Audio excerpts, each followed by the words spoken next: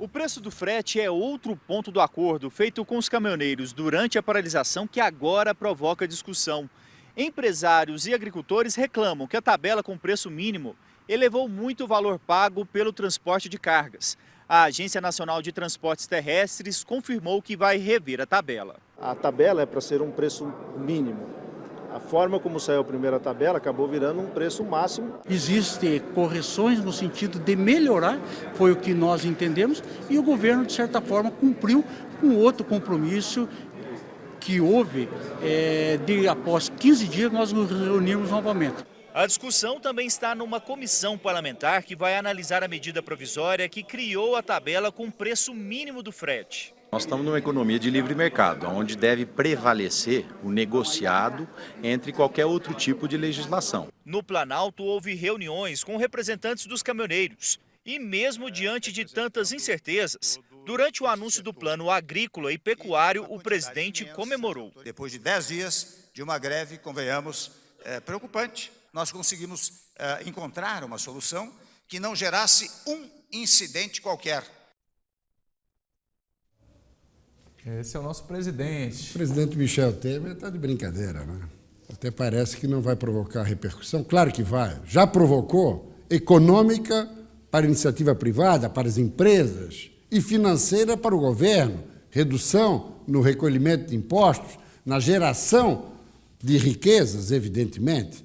Agora, ainda sobre o assunto que antecedeu a matéria, isso é pouca vergonha.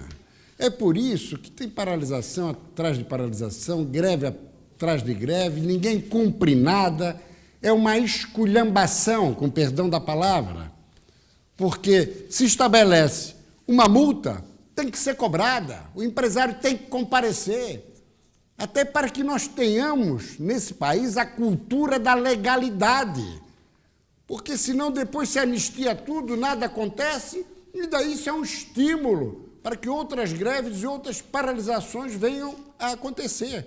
O governo tinha que estar preocupado, e o Congresso igualmente, com os 46 centavos do diesel na bomba, nos postos.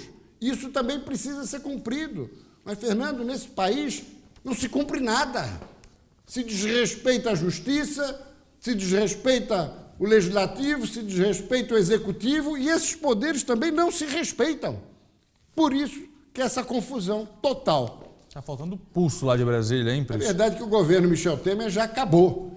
E agora o que se quer logo é uma eleição para que o novo governo possa assumir um presidente legitimado pelas urnas em condições de tocar esse país. Vamos trazer o assunto aqui para Santa Catarina. 120 dias da prisão do deputado João Rodrigues e agora o suplente está sendo chamado, Edinho Bess.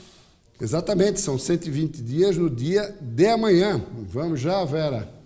E Moa ao primeiro telão, lá à esquerda, João Rodrigues, do PSD catarinense, e aqui Edinho Bess, do PMDB, ou MDB, de Santa Catarina. Edinho, que já foi deputado por 5 mandatos, e que nesse último, apesar de fazer 103 mil votos, ficou de primeiro suplente.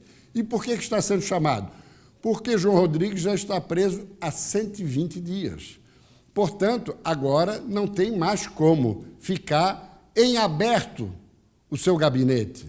Então ele perde os subsídios, ele perde todo aquele penduricalho que todos os deputados têm no exercício do mandato e, necessariamente, o presidente da Câmara, Rodrigo Maia, tem que convocar, depois de 120 dias, o suplente para o exercício do mandato, até porque Santa Catarina, nesse período, ficou apenas com 15 dos 16 deputados federais.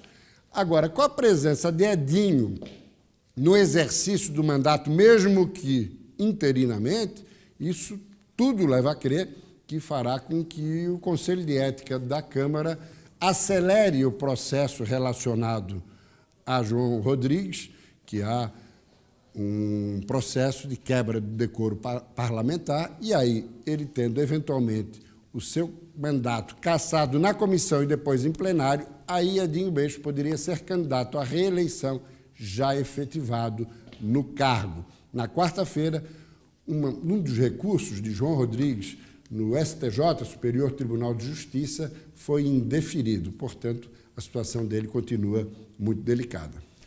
A gente tem 40 segundos para finalizar, é isso, Vera?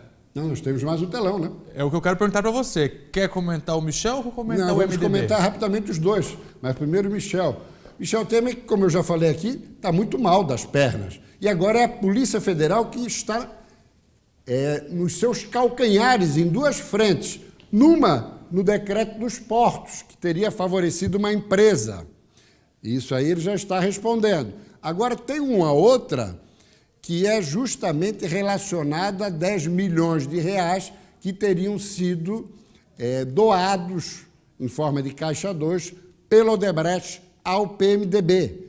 E isso envolveria o próprio presidente da República. A Polícia Federal pediu ao ministro Edson Fachin, do Supremo Tribunal Federal, que abra inquérito sobre isso. Ou seja, é o presidente emparedado, como dissemos aqui, sem condições de governar. E, finalmente, o que nós falamos ontem no SBT News, próximo telão, por favor, onde temos Mauro Mariano e Eduardo Moreira.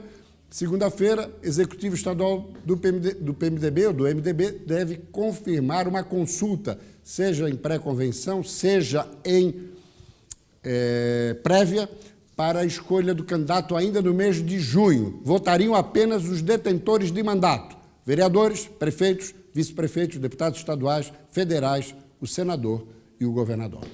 É o PMDB querendo colocar o bloco na rua e definir o seu candidato para, com isso, poder fazer as coligações necessárias. Muito bem, obrigado, Ok? Prisco. Até logo mais à noite no Obrigada, SBT News. Prisco. Tchau. Muito obrigada.